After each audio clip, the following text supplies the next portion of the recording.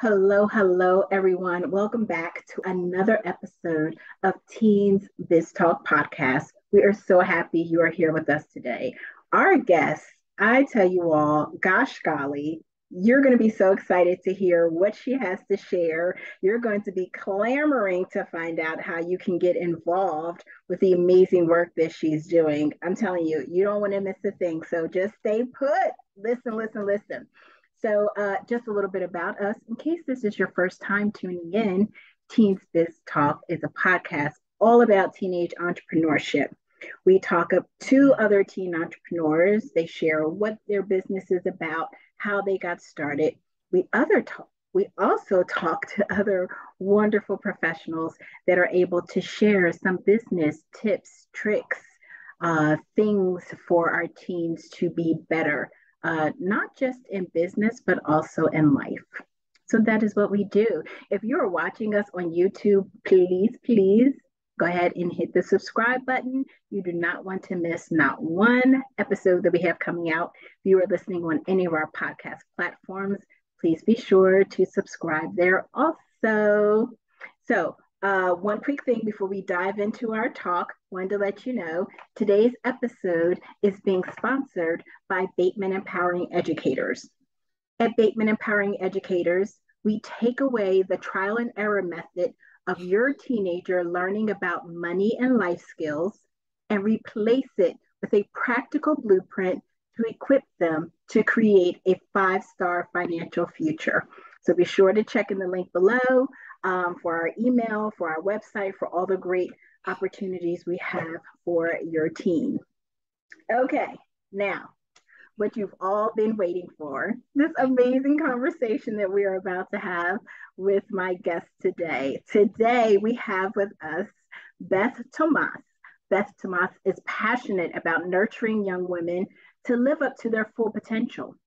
The mother of two adult daughters, Beth has spent most of her career and free time working with girls and teens, including 10 years as a Girl Scout leader. Wow. Beth founded the organization This Girl's Story in March of 2022.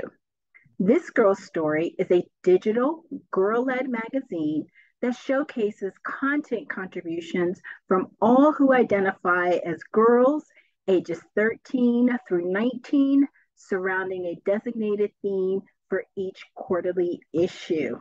When not working with the magazine, Beth can be found playing in her vegetable garden, elbow deep in a crochet project. That sounds like fun. Walking around her neighborhood or in a local forest preserve, or off wandering through the fictional world of a good novel, or any combination of the above. Man, that sounds like so much fun. Welcome to the podcast today, Beth. We're so excited to have you. Hi, thank you for having me. I appreciate this. Sure. So I just, read off quite a bit. I love what you're passionate about.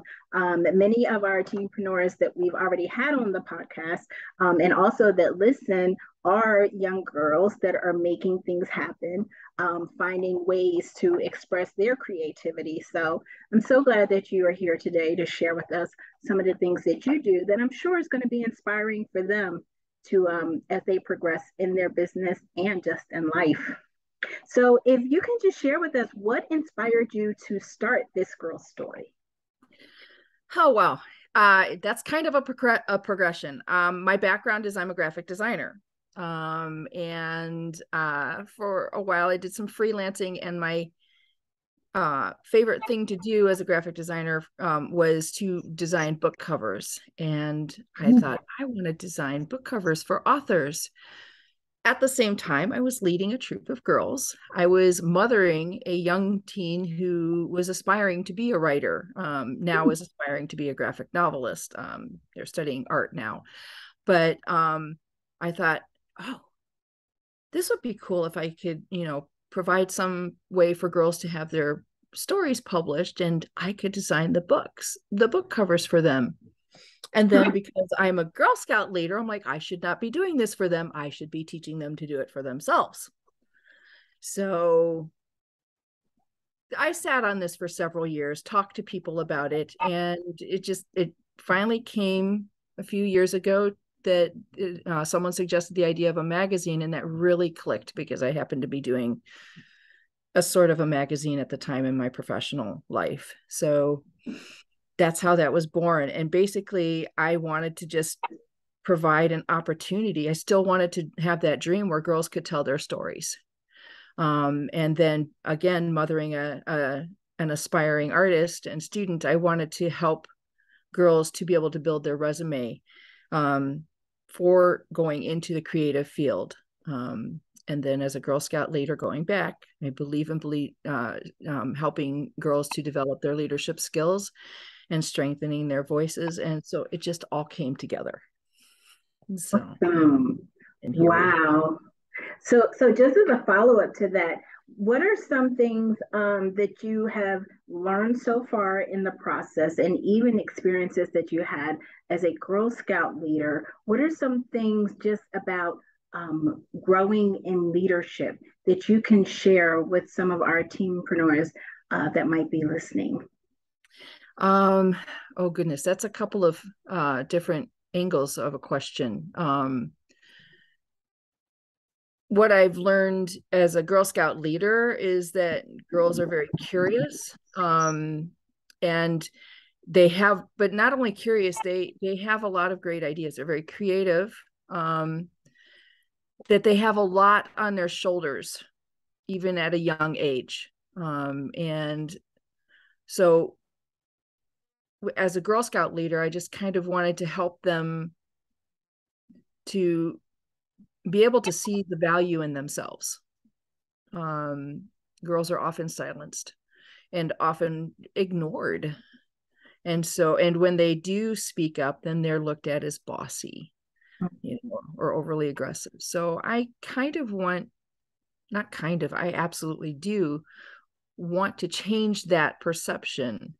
I don't want girls to have to shrink themselves to fit in, or I want them to know that their voice has value, and to help them develop that voice and strengthen it so that they can communicate their ideas. So that's taking what I learned, with the girls is kind of what inspired the magazine. What I have learned with the magazine is that girls really want to, or at least the team that I'm working with, they want to build each other up. They want to support each other. Our tagline is girls have important things to say. These girls know that, and they want to be heard. Mm-hmm. And so one of my favorite things that I've seen with to do with the girls is when they're editing. We meet on Zoom. Mm-hmm. So that's a challenge, especially when you're doing a layout of a magazine. Mm-hmm. And you don't have a table to spread things out on. So you have to do a lot of talking. But we meet on Zoom, and then we work on collaboratively through online. I don't know if I can say the name, but Google Docs. Okay.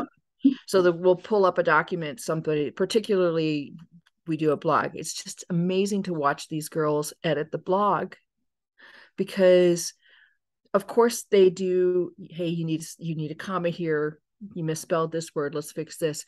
But a lot of times, 100% of the time, at least one person, but usually 2 or 3 people, are going to highlight a sentence in the blog and say, this is amazing.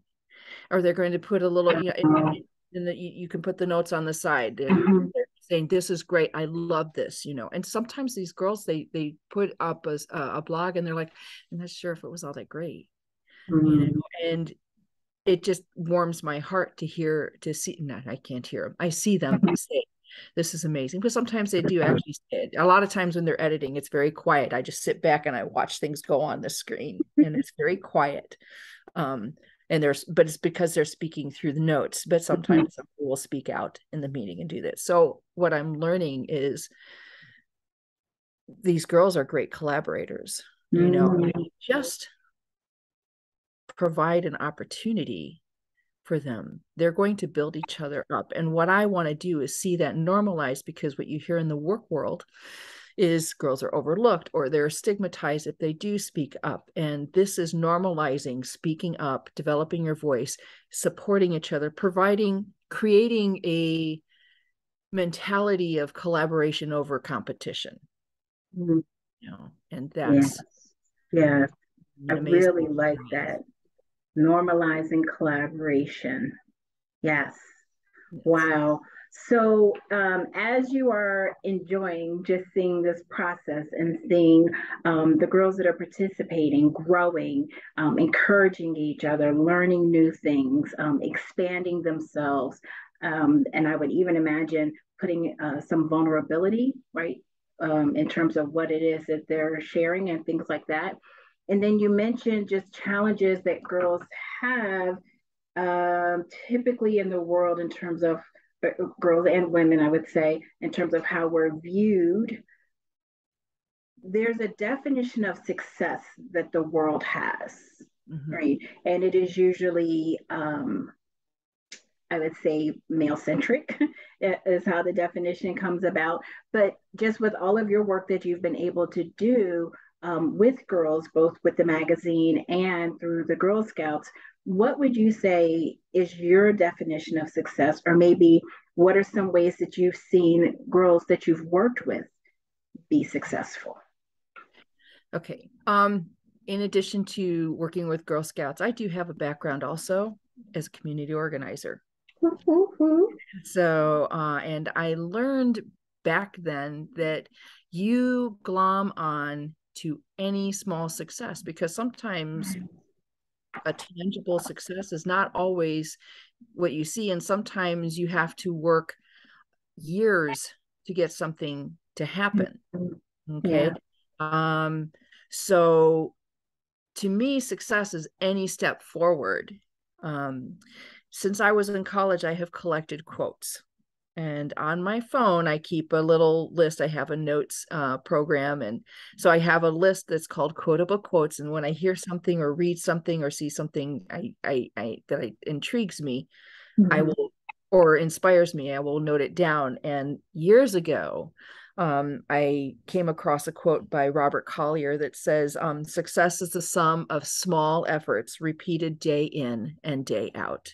Mm-hmm. And so each step forward is a step, it is success. And even with this girl's story, there are things that need to be happening in this magazine to continue to grow it and to in this organization period to continue to grow it and to ensure its longevity.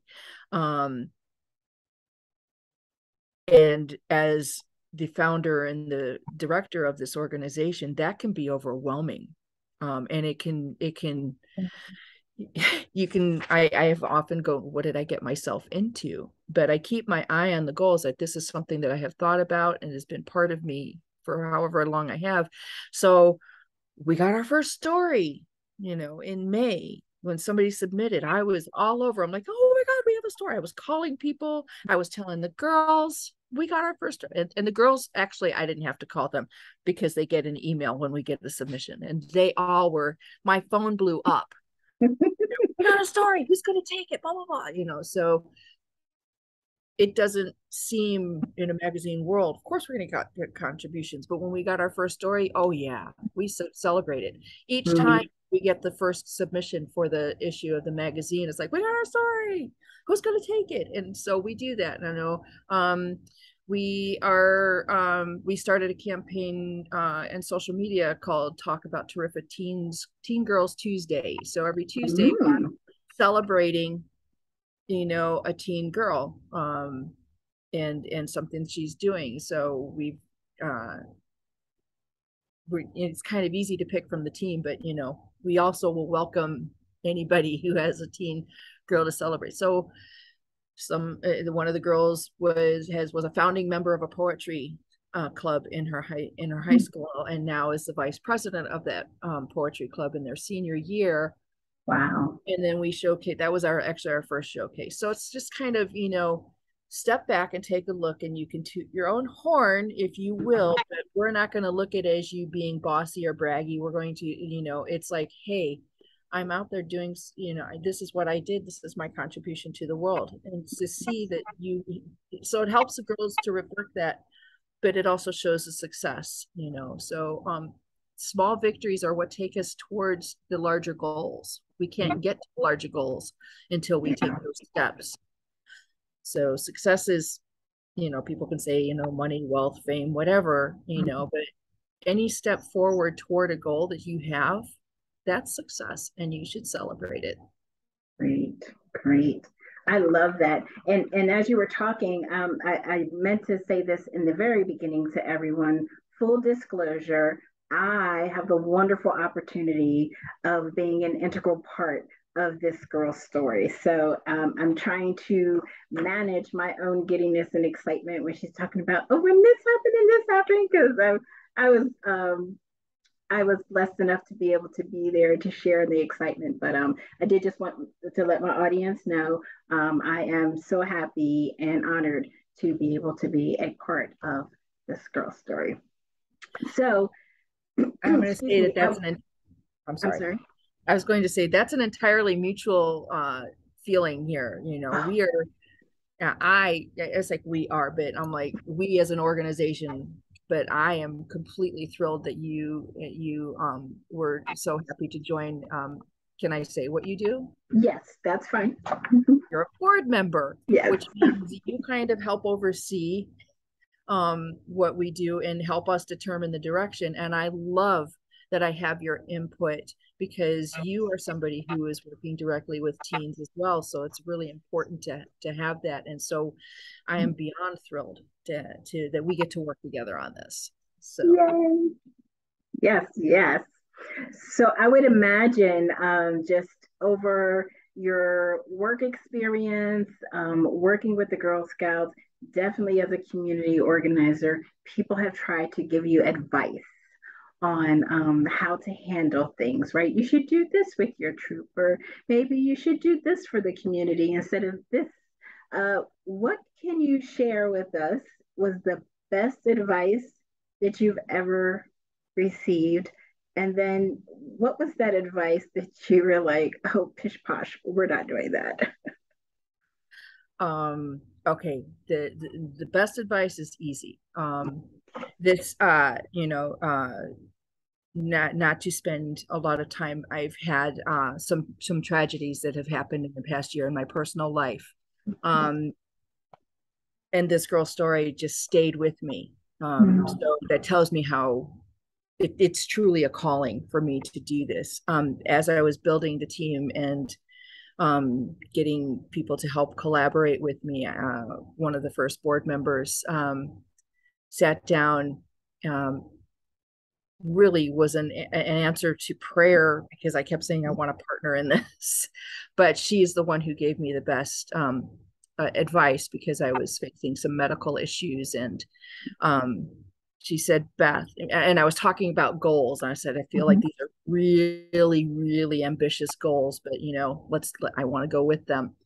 And she said, Beth, let's operate with out of a sense of overall things that we're doing. Let us operate with compassion for ourselves. So if we are not perfect, but we've achieved something, let's remember that and be compassionate with ourselves. And it's interesting because then she had her own journey, and then just each of the girls has experienced something in their life. And so, or it's come, sometimes, they're in high school. We're publishing the first magazine at the end of the school year. Some of the girls are graduating. That was tough. And sometimes they couldn't make it to a meeting and they would just so profusely apologize. And I just kept thinking, we are operating with having compassion for ourselves. Yeah. And so, yeah, so it's just like this helped, and try and just let people be who they are. I'm trying to be the boss I've always wanted. So, and yet still try and meet some goals. Yes, of course. But so there, I think I honestly can't think of any bad advice that I've been given where, we're not going to do that. And, I guess one thing is you should open this up to boys. And I'm like, I don't consider that bad advice. It's just not a suggestion I'm going to entertain because of the goals and the mission with this, but with this organization. But I'm sorry, I can't think of bad advice that I give it. No, Probably that's because fine. if I consider it's bad, I just brush it off and move on, And which I that guess is in and of good itself advice. is Yeah. very good advice for for us. That if somebody tries to give it to us, to just I'm going to give you that back and not hold on to it. So good. Yeah. Oh, I know. Okay. Advertisers, selling advertising space. Um, That's people sell advertising space. And I'm like, no. mm, Uh, Not that we don't want sponsors, because we do, but mm-hmm. I want in the magazine itself, this is a magazine where girls get to shine, and I don't want to have it distracted by ads. I don't want to have to share a story with ad space. So it's not that we won't take sponsorships and mention people in the future. Mm-hmm.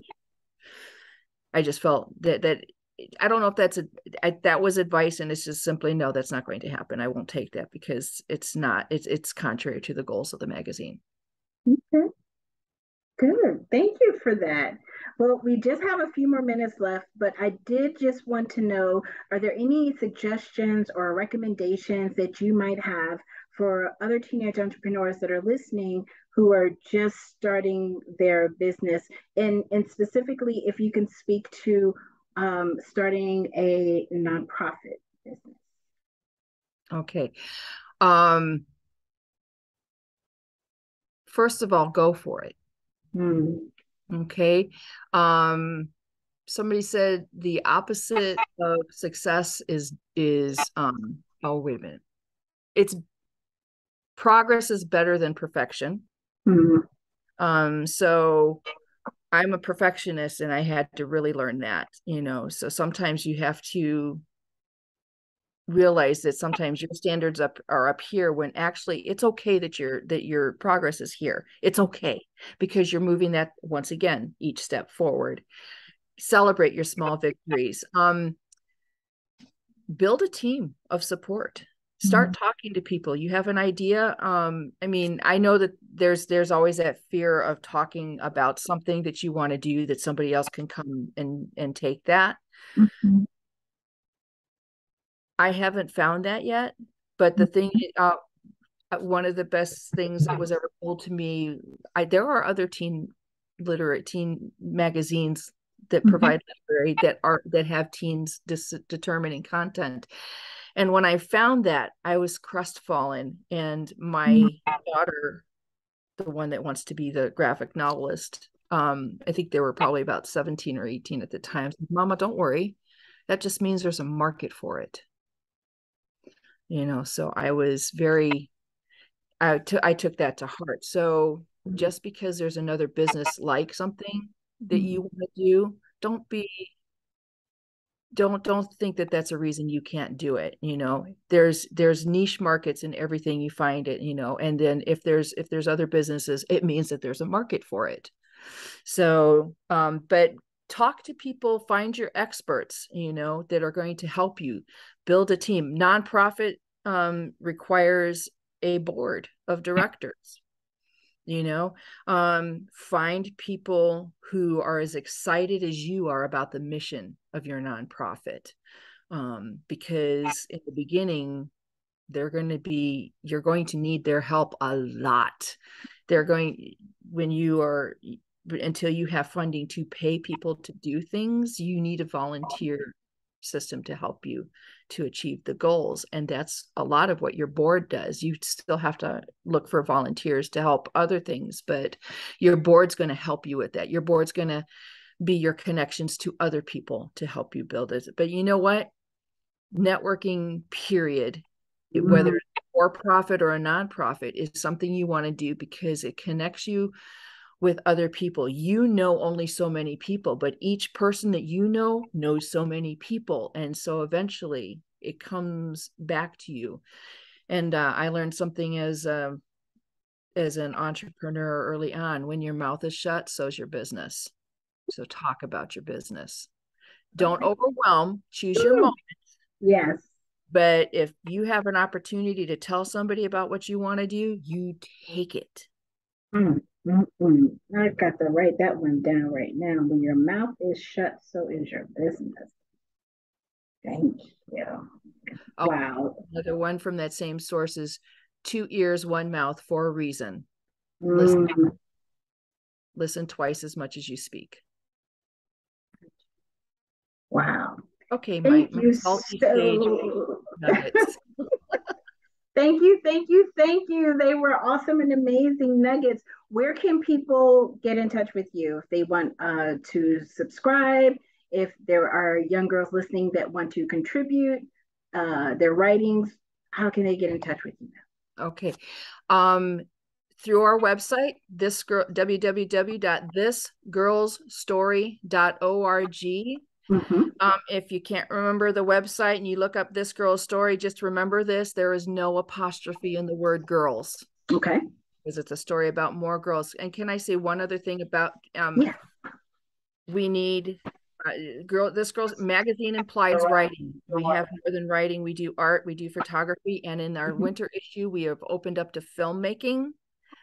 And I need people like that on our editorial team. A lot of time I have a lot of writers and I love it because that helps a lot, but I think that it would be really good for artists and photographers and filmmakers to be peer reviewed by their peers. So we need girls like that on the team.